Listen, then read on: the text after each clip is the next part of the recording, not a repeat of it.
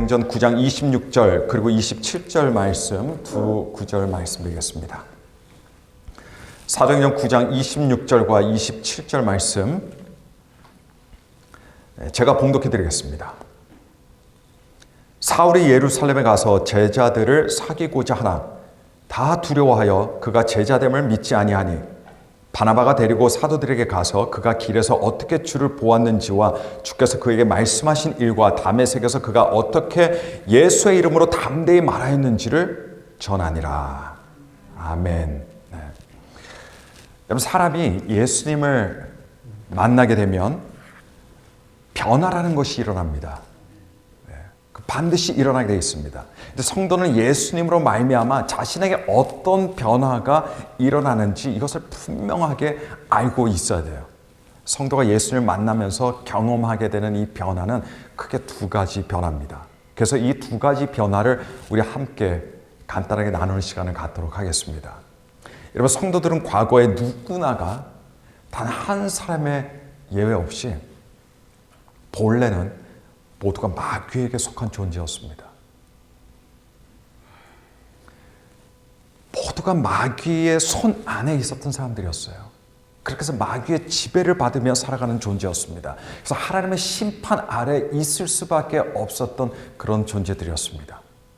사도 바울이 이 에베소서 2장 3절에 우리 성도들의 과거를 이렇게 표현했습니다. 본질상 진노의 자녀였다. 본질상 진노의 자녀였다는 얘기예요. 여러분, 누군가가 여러분에 대해서 굉장히 분노하고 있다면, 화가 계속 나 있다면 여러분, 우리 마음이 편하지 않을 겁니다. 그죠? 네. 그런데 그 누구든 어떤 이유든 누구나가 마음이 굉장히 불편할 거예요. 근데 그 이유가 때로는 잘못된 이유들도 많겠지만 만약에 정말 100% 우리의 잘못 때문에 그 누군가가 상처를 입었고 누군가가 분노하고 있고 누군가가 화를 내고 있다고 한다면 우리 마음은 훨씬 더 어려워지는 거예요. 왜냐하면 모든 잘못은 누구에게 있는 거기 때문에 우리에게 있기 때문에 나에게 있기 때문에 그래서 할 말이 없는 겁니다. 근데 여러분, 그렇게 누군가가 화가 나 있고 분노하고 있는데 그 사람이 하나님이시라고 한다면, 이 천지를 만드시고 우리를 만드신 그 하나님이 나에 대해서 분노하시고 진노하고 계시다고 한다면 그런 상황이 완전히 달라지는 겁니다. 이건 정말 돌이킬 수 없는 가장 큰 일이에요. 여러분, 하나님은 의심의 여지 없이 분명히 사랑의 하나님이십니다. 이게 맞는 말이에요. 근데 100% 맞는 말이지만 100% 전부는 아닙니다. 그 하나님께서는 또 어떤 하나님이시냐면 죄에 대해서 진노하시고 분노하시는 하나님이십니다. 그래서 이것도 100% 맞는 말이에요. 그럴 수밖에 없습니다. 왜 그럴 수밖에 없냐면 우리 하나님께서는 의로우신 하나님이시기 때문에 그렇습니다. 의로우신 하나님이세요. 여러분, 저는 제 아이들이 저를 그냥 마냥 무엇을 해도 다 봐주고 다 웃어 넘겨주는 그런 사람으로 생각하는 걸 원하지 않습니다. 저는 제 아이들이 제가 그냥 사랑만 해주는 그런 존재, 그런 아빠라고 여기는 거 절대 원치 않습니다. 제가 원하는 건요, 제 아이들이 제가 사랑이 많으면서도 그러나 옳고 그런 것을 아는 사람으로 알아줬으면 좋겠습니다. 그리고 제 아이들이 그렇게 사랑과 의로 자기들이 양육받았다고 이렇게 생각하고 간주해 주었으면 좋겠습니다. 여러분, 하나님께서는 사랑의 하나님이 맞으세요.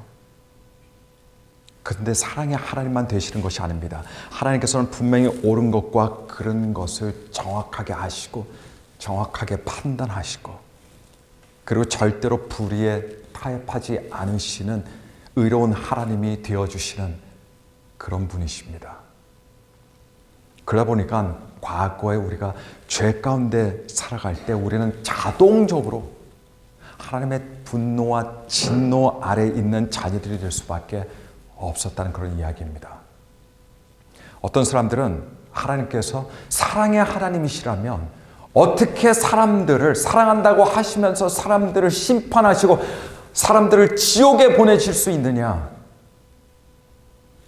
이렇게 화를 내며 따집니다. 그러면서 그런 하나님이라면 나는 믿지 않겠다라고 이렇게 이야기합니다. 근데 여러분, 심판이나 지옥은요, 하나님께서 사랑의 하나님이 아니시기 때문에 존재하는 것들이 아닙니다. 그것은 하나님의 공의 때문에 존재하는 것들입니다. 하나님의 공의 때문에 존재하는 것들이에요. 심판과 지옥은 동시에 하나님 때문에 존재하는 것이 아니라 그건 죄인들 때문에 존재하는 것들입니다. 죄인들이 이 세상에 없다면 심판이 필요가 없어요. 지옥이 있을 필요가 없습니다. 여러분, 그래서 심판이 왜 존재합니까? 지옥이 왜 존재합니까? 하나님께서 악하신 하나님이시기 때문이 아니에요. 하나님께서 사랑이 아니시기 때문도 아닙니다. 그건 이 세상에 분명히 죄라는 것이 있고 죄인들이 존재하고 있기 때문에 있는 것들입니다. 죄로 가득 찬 이 세상에, 죄로 가득 찬 이 세상에 하나님의 심판이 없다면, 그리고 그 심판에 대한 결과도 없다면 하나님께서는 공의의 하나님이 아니세요. 여러분, 세상 판사들 한번 생각해 보시면, 세상 판사들은 사람들에게 감옥살이, 이 구형을 하는 것이 이게 너무 좋아서 판사가 된 사람은 없는 줄로 믿습니다.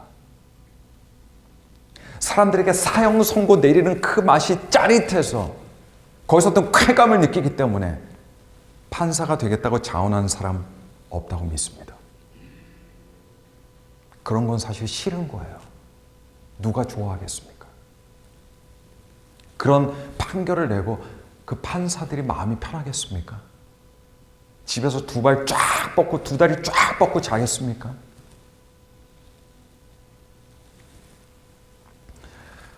판사들은 사회 공의 때문에 나름대로 그래도 공의를 수호하고자 그렇게 직원에서 된 사람들이 판사들이라고 저는 믿습니다. 우리 하나님께서 사람들을 심판하시는 것을 좋아하시고 사람들을 막 지옥으로 보내시는 것이 좋으셔서 심판하시고 지옥을 만드신 것이 아니에요.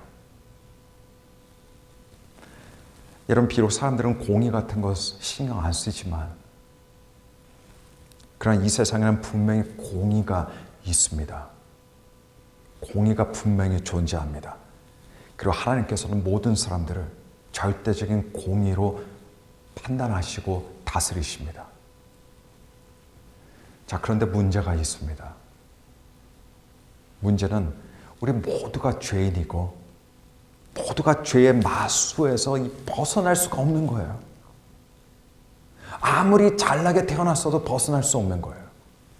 그 누구도 죄의 문제를 해결할 수가 없습니다. 그래서 매일 죄를 지으며 살아가요. 이런 인간에게는 희망이 없어요. 그래서 하나님께서 나서신 겁니다. 왜냐, 하나님께서는 사랑의 하나님이시기 때문에, 사랑 때문에, 이 사랑 때문에 하나님이 나서신 거예요. 그래서 죄의 족쇄와 죄의 멸망에서 우리를 구원해 주시는데, 우리를 구원해 주시는 그 방법이 여러분 의로워야 되는 거예요. 왜냐하면 하나님께서는 공의의 하나님이시기 때문에 그래요. 누구를 심판하실 때만 공의로우신 하나님이 아니시고 하나님께서는 일하실 때도, 생각하실 때도, 결정하실 때도, 판단하실 때도, 역사하실 때도 하나님의 절대적인 완벽한 공의로 행하십니다. 우리의 죄인들을 위해서, 죄인들을 구원하시기 위한 방법조차도 그거는 의로워야 되는 거예요. 그래서 하나님의 아들이 육신의 몸을 입고 이 땅에 오신 겁니다. 그래서 성탄절이 있는 겁니다.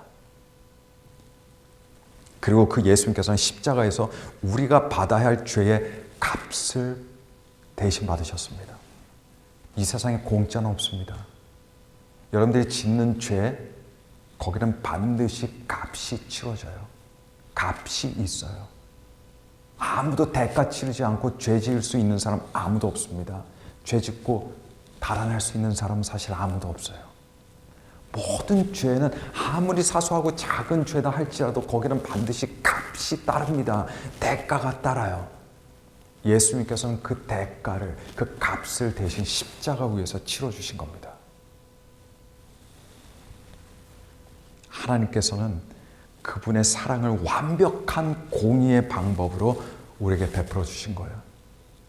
하지만 끝까지 하나님의 사랑을 거부하고 끝까지 예수님을 영접하지 않는 죄의 길에 있는 사람들, 그 길에서 도무지 돌아설 생각이 없는 사람들, 불을 보고 불로 향해 닿는 그런 불나방처럼 그냥 죄로 살아가는 그 사람들에게는 하나님의 공의의 진노와 심판이 있을 수밖에 없는 겁니다. 나중에 바울로 불리게 되는 사울도 마찬가지로 똑같이 하나님의 진노 아래 있던 사람이었어요. 그 또한 브레이크 없이 그냥 계속 죄 가운데 내달리던 사람들 중에 한 사람이었습니다. 하지만 그가 예수님을 만난 이후 예수님을 영접하게 되고 그 예수님이 자신을 위해서 십자가에 달려 돌아가셨다는 것을 알게 되고 믿게 됨으로써 예수님의 사람이 되었습니다. 그렇게 되면 모든 죄의 문제가 해결되지 않습니까? 모든 더러운 것들이 씻겨지는 거예요. 그래서 그의 존재 자체가 진노의 자녀에서 하나님의 자녀로 바뀌게 된 겁니다. 이게 바로 존재의 놀라운 변화입니다. 모든 그리스도인들은 존재 변화를 경험하게 되어 있어요.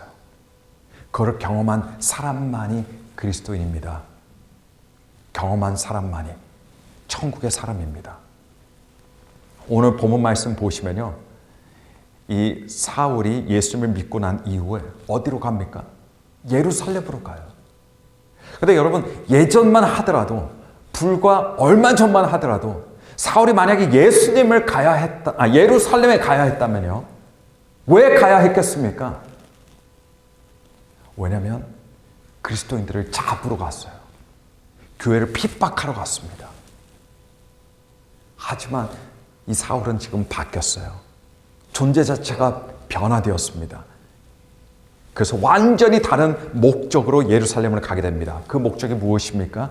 바로 그리스도인들을 잡으러 간 것이 아니라 오히려 그들을 만나기 위해서, 그들과 함께 기도하기 위해서, 그들과 함께 예배드리기 위해서, 그들과 교제 나누고 그들과 사귐을 갖기 위해서 예루살렘으로 간 거예요. 왜 목적이 바뀌었을까요?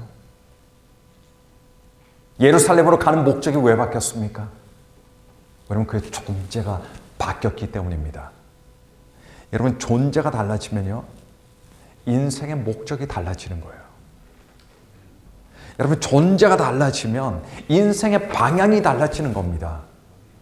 존재가 달라지면 인생에 추구하는 것도 달라지고 사랑하는 것도 다 달라지는 겁니다. 왜냐하면 존재 자체가 변했기 때문입니다. 예수님께서는요, 단순히 사람을 좀 더 나은 존재로 만드시기 위해서 오신 게 아니에요. 사람의 인생, 사람의 환경을 좀 더 호전시키시기 위해 이 땅에 오신 것이 아닙니다. 어떤 종교가 있어서 그 종교에 들어가서 그 종교를 믿게 되면 뭐 인생이 나아진다, 뭔가 환경이 달라진다, 이렇게 주장하는 종교가 있다면 그 종교는 여러분 필요 없는 종교예요. 왜냐하면 사람이 남들보다 조금 더 사람이 남들보다 조금 더 우월하다고 해서, 더 나아졌다고 해서 달라지는 것은 없기 때문에 그렇습니다. 여전히 똑같습니다. 환경도 마찬가지예요. 환경이 좀 더 좋아졌다고, 좀 더 나아졌다고, 내가 좋은 환경에 있다고, 그거 사실 불필요한 겁니다. 전혀 쓸모자가 없는 거예요. 그런 것들이 호전된다고 해서 사람이 죄 문제 해결받고 하나님의 사람이 되고 영생을 얻는 것이 절대로 아닙니다. 여러분, 예수님은 존재를 변화시켜 주시는 분이세요. 우리의 정체성을 바꿔주시는 분이십니다. 그런 신분의 변화를 일으켜 주시는 하나님이십니다. 저와 여러분들은 세상에 수많은 사람들 사이에서 살아가요. 수많은 사람들 사이에서 살아갑니다. 여러분, 겉으로 보기에는 그 사람들하고 그리스도인들하고 다른 것이 없어 보이죠? 그러나 그게 아니에요. 존재적으로 본질적으로 다릅니다. 저와 여러분들은 하나님 나라에 속한 하나님의 자녀들입니다. 근데 이런 존재 변화 외에 또 다른 변화가 한 가지 더 있습니다. 자, 그래서 두 번째 변화예요. 이 존재의 변화라는 것은요, 예수님을 영접함으로 일어나는 변화입니다. 순간적으로 일어나는 변화예요. 이게 첫 번째 변화, 제가 설명해드린 변화입니다. 존재 변화. 근데 이 두 번째 변화는요, 예수님을 만난 이후 이제 계속해서 점진적으로 달라지는 변화가 있습니다. 이 변화는 한 번에 일어나고 한 번에 끝나는 변화가 아니에요. 이 변화는 계속해서 일어나는 변화입니다. 언제까지요? 우리가 마지막 숨을 내쉬는 그 순간까지.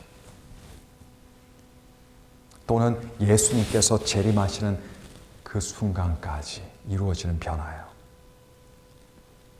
이걸 조금 어려운 말로 하면 성화라고 합니다. 성화. 점점 거룩해지는 변화입니다. 근데 우선 왜 이런 성화가 필요한지, 이런 변화가 필요한지를 우리가 알아야 돼요. 깊이 생각하지 않으면요, 이런 변화 굳이 필요한가라는 의문을 가질 수 있습니다. 그런 질문을 던질 수 있어요. 뭐 그냥 하나님의 자녀가 되면 됐지. 영생을 얻으면 됐지. 천국에 가면 됐지. 이런 변화가 꼭 필요한가? 근데 여러분 잘 들어보십시오. 왜 모든 그리스도인들에게 성화라는 것이 필요하고 계속해서 변화가 되어 가야 하는지 근본적인 이유는 어디냐? 우리에게 있는 게 아닙니다. 그 이유는 바로 하나님께 있어요. 하나님께 있습니다. 그리고 그 이유는 하나님께서는 누군가가 하나님의 자녀가 되고 영생을 받는 것으로 우리 하나님은 절대로 만족하시는 분이 아니시기 때문에 그렇습니다. 하나님께서는 천지를 창조하신 이래로 단 한 번도요, 단 한 번도 사람이 하나님의 자녀가 되고 영생을 받은 것으로 끝나는 것에 대해서 생각하신 적이 없으세요. 의도하신 적이 없으십니다. 계획하신 적이 없으십니다. 그것을 원하신 적도 바라신 적도 단 한 번도 없습니다. 여러분, 한 남자와 여자가 만나 사랑하게 되고 결혼하게 되죠. 그게 끝입니까, 여러분? 아, 결혼했다, 이제. 좋은 남자 만나서 결혼했다. 좋은 여자 만나서 결혼했다. 예, 끝입니까? 아니면 이 두 사람이 사랑의 결실로 이제 임신을 하게 되죠. 9개월 동안의 임신 기간을 거쳐서 아이를 드디어 낳게 됐습니다. 그럼 그 아빠, 엄마가 태어난 아이를 보고, 아, 이제 끝났다. 아이가 나왔다. 이렇게 생각하는 사람이 있습니까? 아무도 없어요. 여러분, 결혼하는 순간, 아이가 나는 순간, 그건 끝이 아니에요. 그건 시작입니다. 시작이에요. 여러분, 구원이라는 건 마찬가지입니다. 예수님을 믿음을 통해서 하나님의 자녀가 되는 것은, 여러분, 그거는 끝이 아니에요. 나 천국 간다, 난 영생 얻었다, 끝이 아니라는 이야기예요. 그거는 시작입니다. 아름다운 시작이에요. 축복된 시작입니다. 근데 여러분, 시작하자마자 그냥 끝내고 싶으세요? 시작하자마자 그것을 그냥 끝으로 삼으실 겁니까? 한 가정에서 아이가 태어나면 그때부터 잘 키워서 듬직하고 훌륭한 성인으로 자라게 하는 이런 일을 하려고 부모가 모든 힘을 다 쏟게 됩니다. 이게 너무너무 당연한 거 아니겠습니까? 마찬가지로 하나님께서는 하나님의 자녀가 된 사람이 계속해서 성장하길 원하십니다. 하나님 나라의 듬직한 예수님을 닮아가는 영적인 성인으로 만들어 가시는 겁니다. 이것이 바로 저와 여러분들을 향한 하나님의 뜻이에요.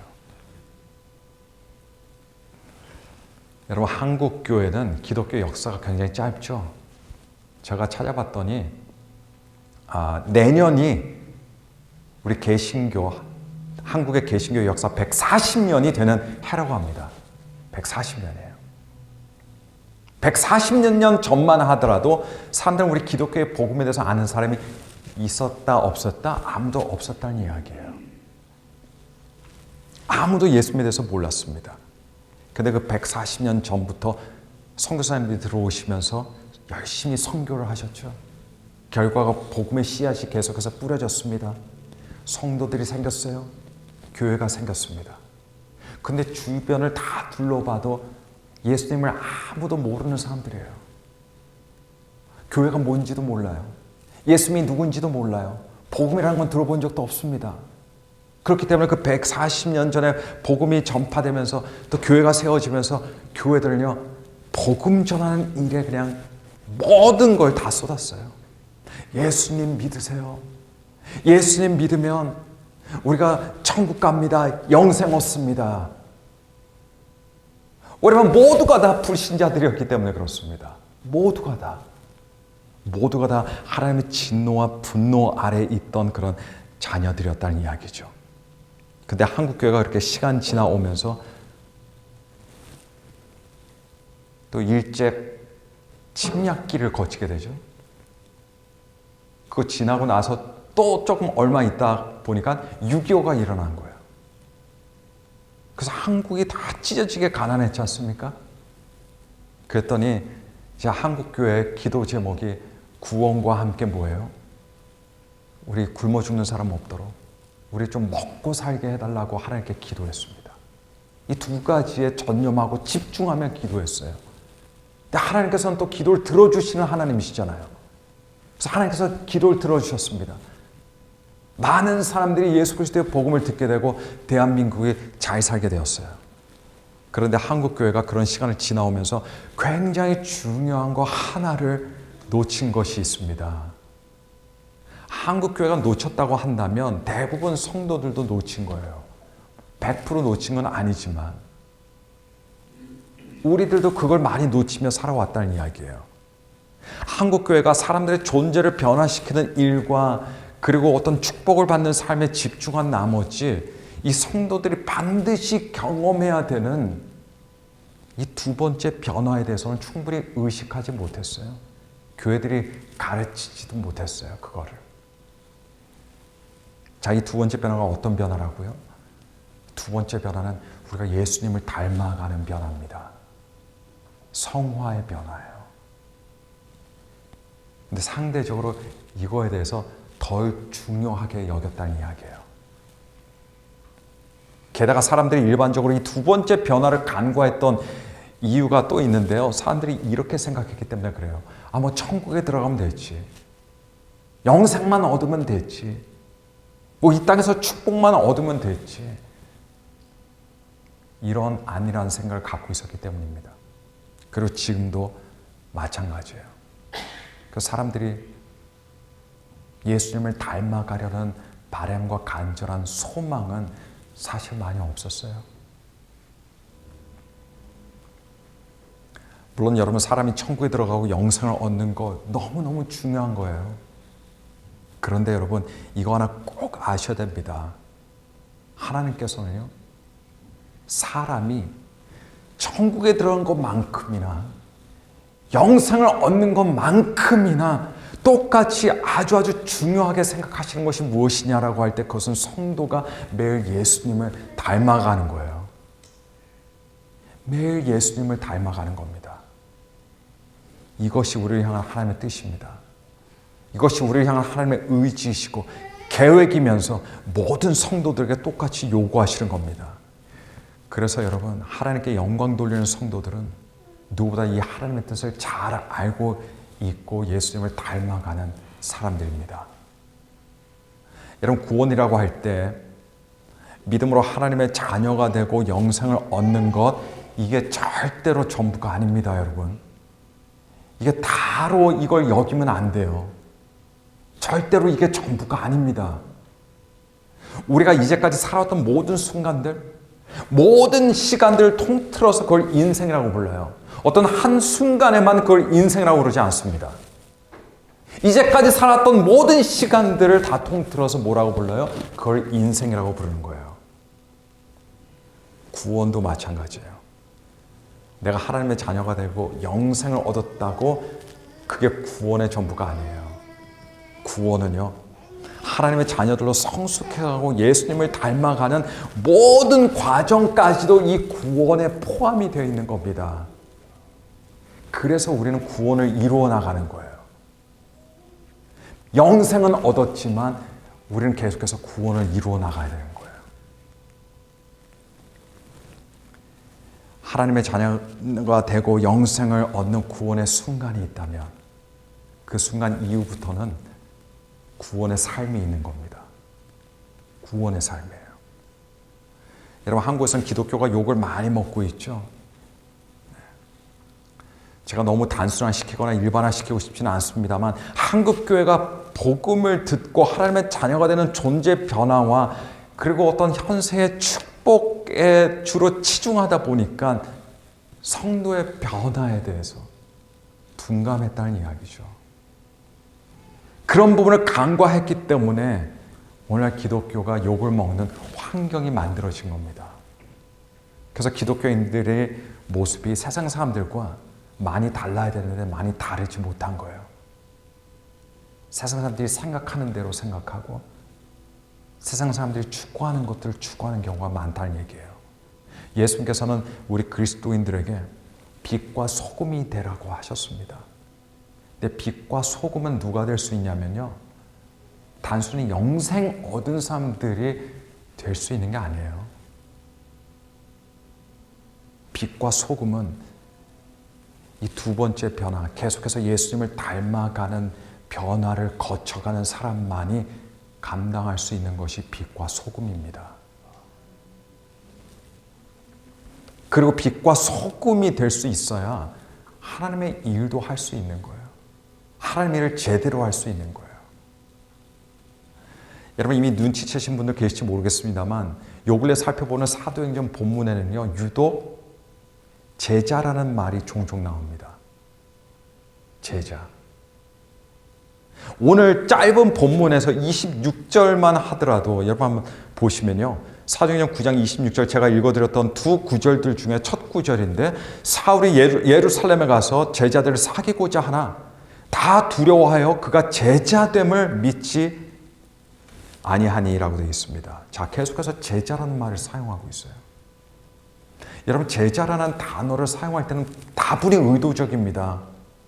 아무 단어나 갖다 붙인 게 아니에요. 여기는 의도가 있어요. 왜냐하면 하나님의 자녀는 그냥 앉아서 믿는 사람들이 아니기 때문에 이 부분을 지금 부각시키고 있는 겁니다. 성도는 예수님을 만난 순간부터 어떤 사람이 되어야 되냐면 예수님을 따라가는 사람들이 되어야 되고, 예수님을 따라가는 사람들은 어떻게 되냐면요, 자동적으로 예수님을 닮아가게 돼요. 예수님을 따르면 예수님을 닮아가게 됩니다.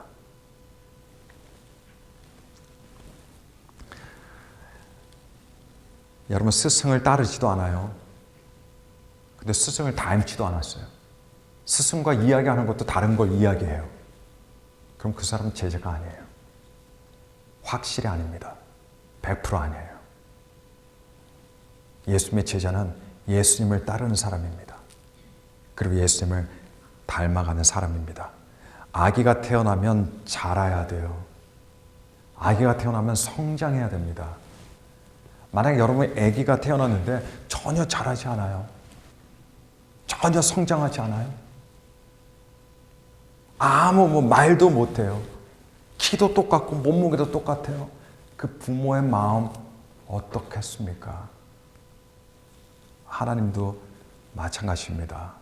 하나님도 마찬가지예요. 히브리서 6장 1절에 보시면 성경은요, 우리가 그리스도의 도의 초보를 버려야 한다라고 강력하게 말씀합니다. 제발 초보를 버려라. 초보를 버려라. 그리고 히브리서는 그리스도인의 초보가 뭔지 그 예들을 그 다음에 쭉 나열하면서 언급합니다. 그 예들을 보면요, 죽은 행실을 회개함과 하나님께 대한 신앙과 침례들과 안수와 죽은 자의 부활과 심판에 대한 가르침. 이게 초보의 전부는 아니에요. 그러나 이것들이 좋은 초보의 예들입니다. 여러분 가만히 생각해 보면 충격적이지 않으세요?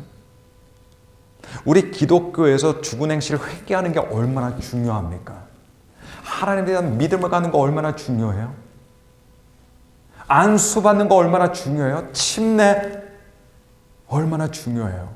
더군다나 부활, 심판 얼마나 중요합니까, 여러분? 그런데 히브리서에서는 이런 그리스도의 도의 초보를 버리라라고 합니다. 버리라라고. 자, 여기서 설명이 좀 필요한데요. 그것들이 중요하지 않다라는 말씀이 아닙니다. 여기서 버리라고 할 때는요, 히브리서 기자가 침튀겨가면서 말하려는 것들은 그런 것들이 너무너무 중요하지만 그것들이 절대로 전부가 아니라고 지금 막 이야기하는 거예요. 그 너머로 나아가야 된다고. 그렇게 안일함에 빠져서 아직까지도 출발하자마자 그 출발선에서 한 발자국도 나가지 못하는 답답한 성도들을 바라보면서 히브리서 기자는 이제 제발 그 자리에서 떠나라. 너가 있을 자리가 아니다. 이렇게 재촉하는 겁니다. 많은 성도들이 뜨겁게 신앙생활을 하다가 중간쯤 되었을 때 어떻게 돼요? 열정을 잊어버려요. 의욕을 상실합니다. 신앙생활은 매너리즘에 빠져요. 뭔가 그래도 교회 생활에 대해서 배우고 옳고 그른 건 알아서 예리하지만 자기의 삶이나 신앙이 생명력이 없어져요. 그러다 보니까 차지도 않고 덥지도 않은 그런 사람들로 전락이 되면서도 본인의 신앙 경륜과 연륜 때문에 본인은 아주 높은 곳에 있는 사람이라고 자부하는 경우가 많습니다. 왜냐하면 영생을 얻었으니 잃을 것이 없다라고 생각하기 때문이죠. 그리고 그때부터 막 방황하기 시작하는 겁니다. 방황하는 거예요. 그때부터. 신앙이 영생을 얻고 교회를 잘 다니면 다 되는 것이 아닌 거예요. 사람의 인생이 흘러가면서 단계들이 있습니다. 그죠? 10대 때는 10대 때 중요한 것들이 있어요. 20대 때는 20대 사람들에게 중요한 것이 있어요. 30대 때에도 30대 사람들에게 중요한 것들이 있고 40대, 50대, 60대, 70대, 80대 우리 죽을 때까지 마찬가지입니다. 인생의 단계마다 어떤 국면 때마다 그때 절박하고 중요한 것들이 있어요. 신앙생활도 마찬가지입니다. 영생 얻었다고 끝나는 것이 아니에요. 신앙의 여정길이라는 게 있어요. 신앙의 여정길은 어떻게 말씀드리면요, 그거는 성화의 길이에요. 예수님을 닮아가는 길입니다. 시작을 잘한 사람들, 모두가 시작을 잘하죠. 예수 그리스도 복음으로. 끝까지 잘 걸어가는 사람들은 이 성화의 길을 제대로 걷는 사람들이에요. 근데 이런 변화 관심이 없으면 항상 출발선에만 있는 사람들은 결국 아무 데도 가지 못합니다. 하나님의 영광 드러내지 못해요. 하나님의 나라 일꾼이 될 수가 없습니다. 여러분, 영생을 얻은 사람의 신앙의 목표는요, 영생이 아니에요. 왜냐하면 이미 얻은 거거든요. 이미 얻었어요. 영생을 얻은 기독교인의 목표는요, 바로 우리 예수님이시고 예수님을 따르는 것이고 예수님을 닮아가는 것입니다. 이게 우리의 목표예요. 그러면서 하나님의 사람으로 장성해 가면서 하나님께 영광을 돌려드리는 것이 우리의 목표가 되어야 될 줄로 믿습니다. 여러분, 12월 첫 번째 주입니다. 이제 예수님께서 오시는 이 기간을 대림절 또는 대강절이라고 합니다. 4주. 앞에 여기 보면 초가 4개 있죠. 한 주 한 주 한 주마다 시간이 지나면서 우리는 크리스마스를 맞이하게 되고, 크리스마스 끝나면 곧장 이제 새해가 들어가요. 제가 조금 빠른지는 모르겠습니다만 새해 표가 있습니다. 네. 기도하면서 제가 정했어요. 보통 교회들이 이제 연말 때 발표를 하지만 저는 미리 발표합니다. 왜냐하면 12월 달을 그 목표를 생각하시면서 12월 달을 우리가 보내야 되기 때문에 그래요. 그건 뭐냐면요, 매일 세워지는 제자, 매일 세워지는 교회입니다. 내년 표예요. 우리는 매일 세워지는 제자들이어야 되고, 제자들이 모이는 우리 교회는 매일 세워져야 됩니다. 우리는 지금 시작한 지 얼마 안 됐지만 우리는 계속해서 성장해야 돼요. 세워져야 됩니다. 우리 모두가 세워져야 돼요. 성경 구절은 내년 특별히 표에 맞는 성경 구절이 에베소서 4장 15절입니다. 오직 사랑 안에서 참된 것을 하여 범사에 그에게까지 자랄지라. 그는 머리니 곧 그리스도라. 이 성경 구절을 우리 마음에 새기면서 우리 내년 한 해를 자라나는 한 해, 성장하는 한 해, 세워지는 한 해가 되게 될 줄로 믿습니다. 여러분, 신앙인은요, 게을러질 시간이 없어요. 게을러지는 신앙인이 있다면 그것은 그 사람의 목적이나 어떤 목표를 모르기 때문에 게을러지는 겁니다. 우리 지체할 여유가 없어요. 넘어진다 하더라도 넘어져 있을 시간이 없어요. 잠시 시험에 들었다 할지라도 그 시험에 빠져 있을 시간 없어요. 실족할 시간 없습니다. 이 땅에서 우리는 계속해서 예수님의 뜻을 쫓아 따라가야 되고, 그리고 예수님을 닮아가야 돼요. 그게 굉장히 바쁜 거예요. 매일매일 우리 자신을 뒤돌아보면서 내가 얼만큼 하나님의 뜻을 쫓고 있고 예수님을 닮아가는지 살펴봐야 돼요. 그게 바로 우리가 맞이하는 시간들이 돼야 되는 줄로 믿습니다. 그런 삶이 될 때 우리가 하나님께 영광 돌리며 하나님께서 우리에게 주신 사명도 감당하게 될 줄로 믿습니다. 그리고 우리 모두가 그렇게 성장하고 세워지게 될 줄로 믿습니다. 우리 함께 들은 말씀 생각하시면서 함께 합심으로 통성으로 함께 기도하겠습니다. 기도하실